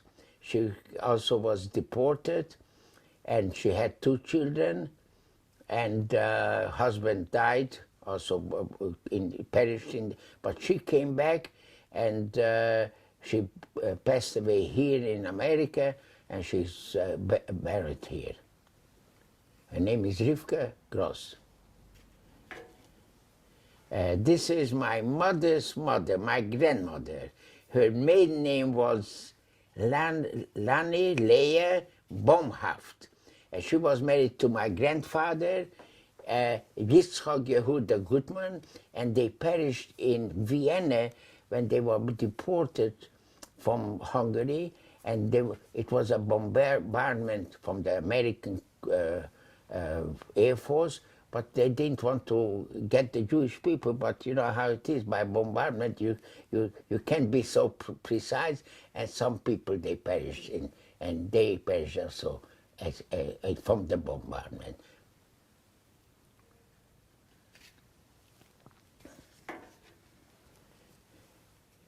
This is my father-in-law, my wife's father, very choshev Yid. He was a Moshe Yid Lederer.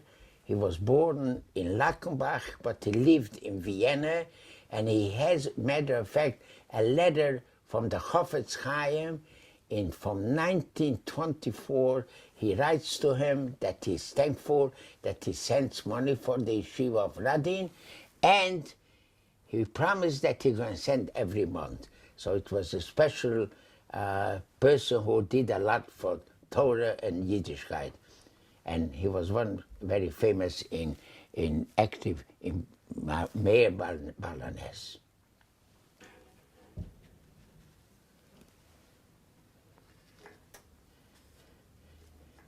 This is, I don't know, it seems to be I wasn't so bad looking, but I told my wife, let's see, who has a better taste, you or me? I said, I have a better taste. Why? Because I selected you, and you selected me.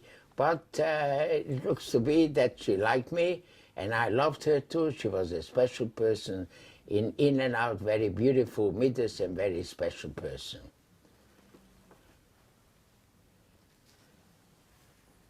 Now this is, I don't know if you're going to get it out, but this is a small picture, and this is the wedding of my wedding, myself and my fiancée, and on the left side, right there, is my brother who came from England. His name is Jesahye Rosenberg, my youngest, who I'm very close to him because he's the only one still alive, and we are very close. And then all the brothers and brother-in-laws and sisters and nephews, whoever is on the picture, and I don't see even my mother-in-law here. All right, but probably another pose.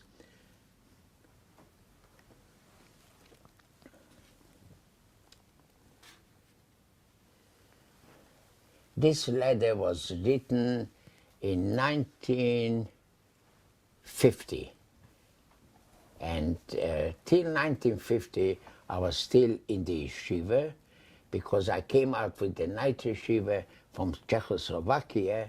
I came out to the United States. It was one of the first yeshiva, refugee yeshiva, who came to this country. And there was, I was there about 3.5 years in the yeshiva. And before I left the yeshiva, it seems to be, or I asked Rabbi Weissmandl, Rav Agun and Machol Ber Weissmandl, I was very humbled that I got such a beautiful letter, but the letter, I think it was a little exaggerated. He writes a little too nice of myself. I don't know if I'm worthwhile, but at that time I was a little maybe more immersed in learning, but as today. And I'm very proud to have this letter, and I have one more from a Weizmantel, Rosh Yeshiva of Nitra. When I got married, he couldn't attend, and he sent me a Mazel Tov letter. I have it, but I don't know of the moment where it is. So I'm looking at your camera. So that's what the picture. I have a lot of pictures, but we can't take all of them. So only this is the highlight of the past and the present and the future, Mr. Shem. Yeah. Thank you very much for the interview. Yeah. All Thank right. you.